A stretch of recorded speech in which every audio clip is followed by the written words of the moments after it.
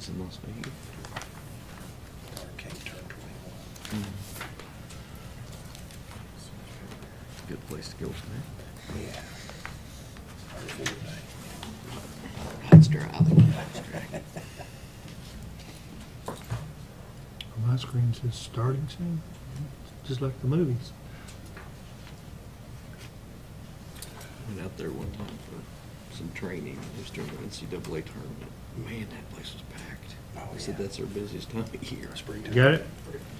All right, this time we'll call to order our June 2022 Code Enforcement Board 27, meeting. Roll call, please. Matt Calvert, Here? Lisa Onan, Here. Tim Skinner, Here. Alan Taylor. Here. I'm assuming you all have read the minutes of the May 23rd meeting. Everybody's received those, and I would entertain a motion to approve those as submitted. I'll make a motion to approve the May minutes. I will second that. Any discussion? All in favor, aye? Aye. Motion is approved. All right, under old business. Steve, you want to give us a update on what's going on Fagan Street, 405? Sure. So Mrs. Turner was cited with the house being condemned.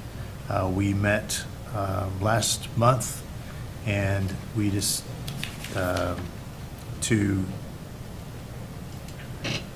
because it was contested, and Mrs. Fagan is still living in the home. She was sent this letter. Do you guys have a copy of the letter? We Chairman received Taylor it. does. We The letter rec- that was sent after the meeting. Yeah, it was sent to us by email. Did y'all get the letter? I think I just copied you as Oh, chairman. okay. Should I read the letter? I'd read it into the record. Yep. Dear Mrs. Turner, be advised that a review of your contested citation regarding 405 Fagan Street will be held at the next Code Enforcement Board meeting on Monday, June 27th, 2022 at 5:30 p.m.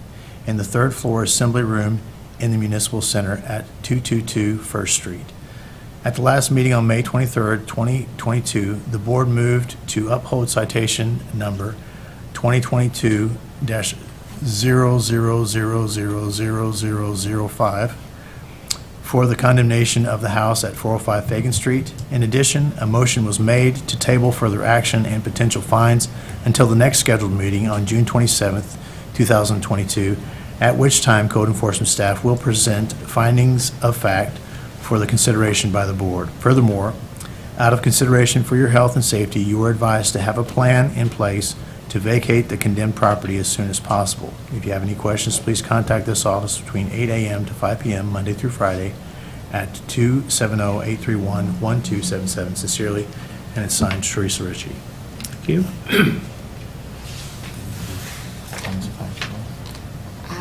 That's a call for What's the question? Mr. Hopgood. Findings of facts, should we, I think the next step is to hear what the pleasure of the commission is. We've got findings of fact prepared, so. But Ms. Turner is here, so. Yeah. Okay. Ms. Turner, do you have anything to inform the board of?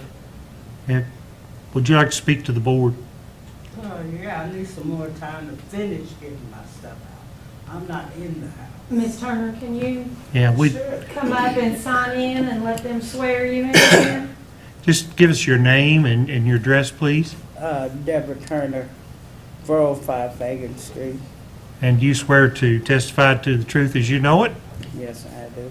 All right. Now, I'm sorry, you go right ahead. You are in the process, I assume, of moving out, right? I'm out. Oh, you're out. I need more time to finish getting my things out. I don't live in the home no more. Okay.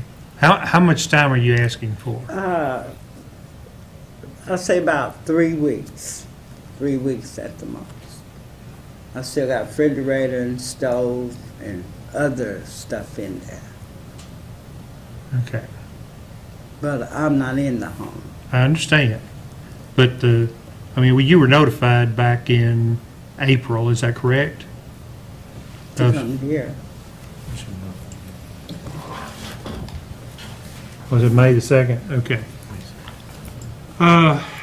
What's the pleasure of this board? So what's going to happen with the house? It's a condemned property. It will eventually be torn down. Mrs. Turner, have you made any contacts or arrangements to have the house torn down? Yes, I have. I'm waiting to hear back from the man. Do they give you any time frame on, No. okay?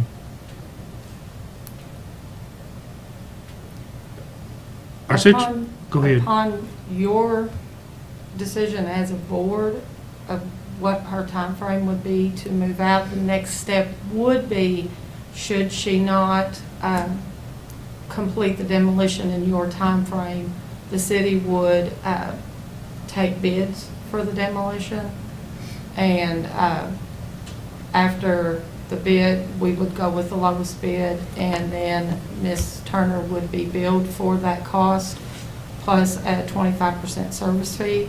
So I really encourage you to try to find someone that you can do it, because I would hate to have to charge you that additional 25%, but that's what the city would do next. Once her time given by you as a board, once that is expired, we would have to take bids.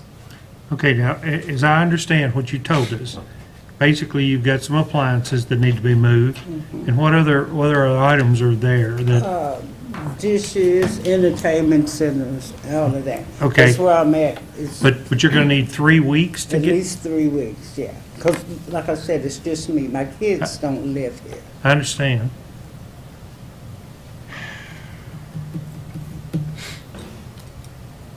What's the pleasure of the board?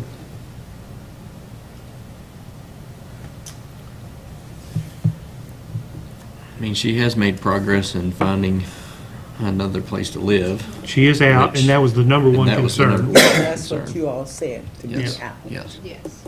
So I'm not opposed to giving her time to get her things out.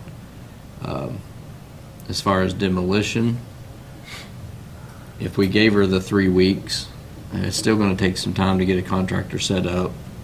I would think 2 months from today. Are you making a motion? Well, he's thinking out loud. Yeah. I need to know if I need to write. Ms. Turner, what's your new address? What is your new? 807 Martin, apartment B, Martin Luther King. Okay. Apartment B is in Boyd. Okay, that's where I will start sending all of your notifications. Is that okay? Teresa, what's the standard time frame if the city was to take it down, if the board voted to move forward with that tonight? Once we proceed to taking bids, it's approximately 3 weeks from the date that we notify finance to prepare the bid documents. Within that 3 weeks, they will send out the bid documents. We'll have a on-site pre-quote conference, and then the bid is let. It's 14 days. The city would have to have an asbestos inspection, and that has proved to be kind of a hang-up right now because that has gotten quite expensive. The inspection, not so much. The inspection is not so expensive, but should they find asbestos? We have somebody from out of the county, out quite far out, that's having to do our asbestos removal for another property. So that's going to add, okay, so we have 3 weeks for the bid process, then we do the asbestos inspection. You're talking at least another 2 weeks. Should they find asbestos, we would have to do another Remediation. request for quotes for the remediation. So it really varies. I would say a month and a half if there's no asbestos, up to 3 months if there is. So we're talking Before we between, would let all the bids. we're talking basically between September 1st or December the 1st, depending on the asbestos situation. Is that True. That would be a fair statement. quote, I mean, is that close? That would be a fair statement. Okay. So, Ms. Turner, could you, at our next meeting, that should have given you enough time to move the rest of your stuff out, and have the person, and let us know who's going to do the Demolition. demolition and the time frame on that? If you could bring that back to this board in a 30-day period, so that we know that you've You're got a out. contract, Right. you're out, your furniture and everything's out, you've got a contract with someone to do the work. I think, doesn't that sound reasonable, board? That Right. And we- then we if could not, accept the that city and- will have to Start the process. start the process for bids. Ms. Turner, that meeting date will be July 25th. And you will receive notices again Right. that you'll receive them at the Martin Luther King address. And then, again, I warn you, if that progress hasn't been made, then what could potentially happen is this board could vote to impose the fines in addition to the demolition done by the city. So you doing it through a private contract would be much more beneficial for you financially. Is that understood? Yeah. Okay. So it's my understanding that it's the intent of the board at the next board meeting, if Ms. Turner does not have the things that we're requesting, that we will go ahead and move to have the city begin the process of doing it. But I think the trigger, Tim, for that would be if she has a private contract set up, but they say, well, it's going to take to January, February to do it, then I think we might have to reconsider how we're going to handle the situation. There's a time frame issue here that, because it's an unsafe structure, thankfully, she's not living there now, but there's no way in the world to keep somebody from entering that property, I don't care what you build around it, and get hurt or killed. So I think that precedes, that's the precedent I think we ought to go by here. How quick can we get this down?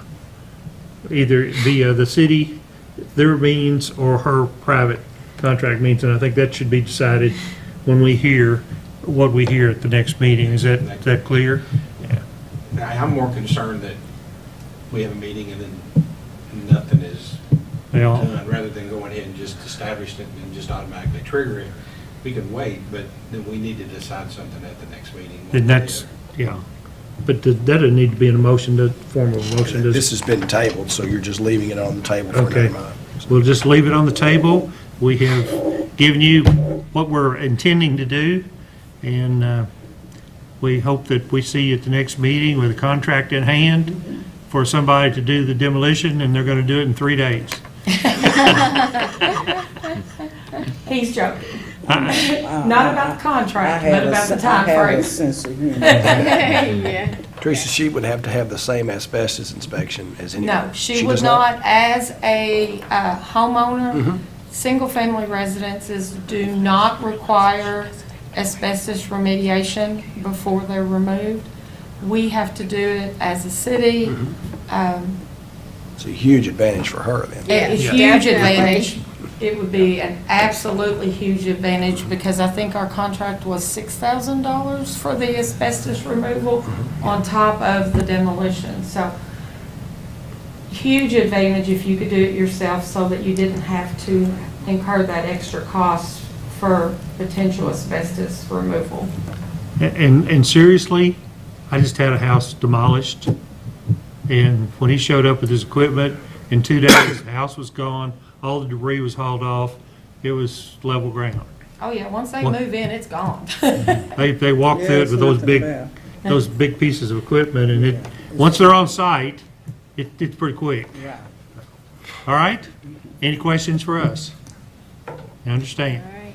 Very good. Thank you very Ms. much. Turner. And Mrs. Turner, you do still have my phone number. Yeah, let me get another. Because I want to make sure you can reach me anytime. I have a card, but it's back in my office. Can you give me a note for work too, that I was here? Can we talk after work? or after the meeting. After work. I will write you She's something still and give you an logged in. official card after the meeting. Okay, thank you. We will only be a few more minutes. Okay, Okay, That's, thank you. all right, thank you. So Krista, we still move on the findings of fact since the condemnation was upheld at the last meeting, or no? Yes, on that, sure. Yeah. It was agreed, she's agreed that it was to be condemned, so that's Right, and that's at the last meeting, the undisputed. condemnation was Right, upheld, right. so. Yeah, go ahead with that.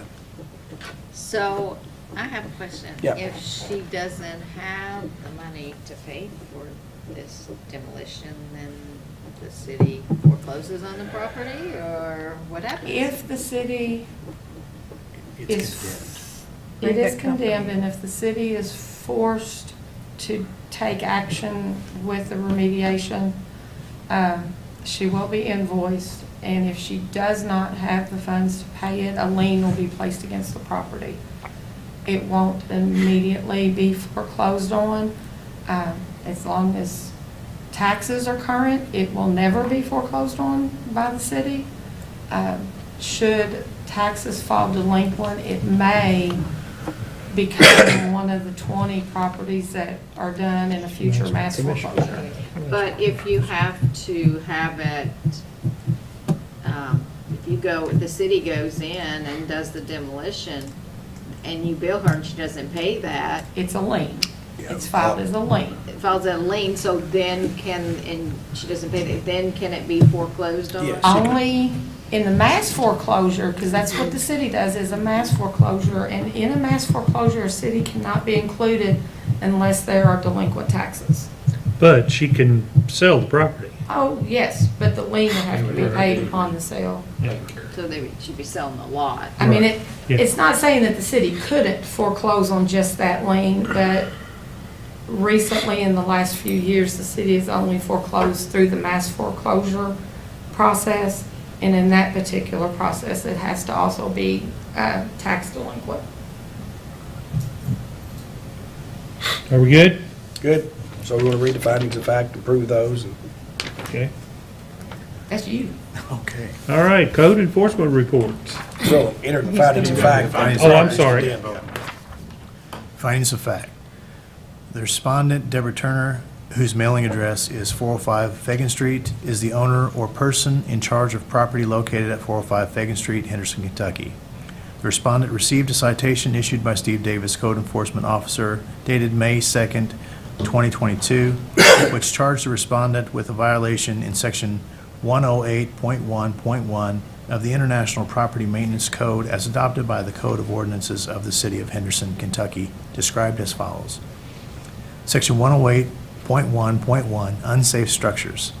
An unsafe structure is one that is found to be dangerous to the life, health, structures of property, or safety of the public or the occupants of the structure by not providing minimum safeguards to protect or warn occupants in the event of fire, or because such structure contains unsafe equipment or is so damaged, decayed, dilapidated, structurally unsafe, or of such faulty construction or unstable foundation that partial or complete collapse is possible. The board finds that, based on all of the testimony and evidence presented at the hearing on Monday, May 23rd, 2022, that the condition described in the citation did exist at the time of the citation was issued. The condition constitutes a violation of Section 108.1.1 of the International Property Maintenance Code as adopted by the Code of Ordinances of the City of Henderson, Kentucky. The condition continues to exist. The residential structure located on the property at 405 Fagan Street is structurally unsafe and decayed to the point it would create hazardous condition to the safety and health of its occupants, and that the condition is the responsibility of the respondent as owner or person in charge of the property in which the violation exists.